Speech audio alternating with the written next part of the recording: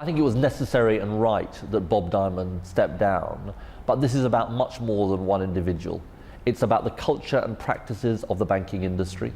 That's why we need a full, judge-led, independent inquiry to get to the bottom of those practices and make recommendations for change in the future. And I have to say to David Cameron that if he doesn't order that judge-led inquiry, I think he will be failing to understand both the gravity and scale of this crisis. We've had missed opportunities before. We've got to seize this moment. Of course it will ask questions about the last Labour government. We didn't get regulation right.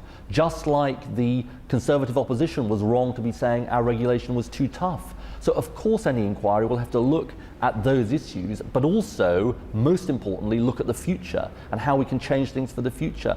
I think the last thing the public want is a sense that the establishment is trying to cover this up, trying to sweep it under the carpet. Let's have that full judge-led open inquiry which can get to the bottom of what happened. Part of the problem the banking sector has is not just recovering from the financial crisis, but a crisis of confidence. And that's why it's so important we have this wide inquiry to try and restore confidence in the sector.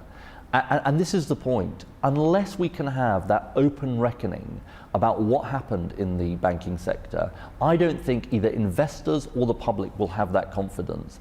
And you know, I make a parallel with what happened over phone hacking, that we're having the Leveson inquiry. I hope what will come out of that is a sense not just that we will stop the bad behaviour that we saw in the press, but also greater public confidence in our press. I think the same thing needs to happen in this case, and I believe it can be done quickly.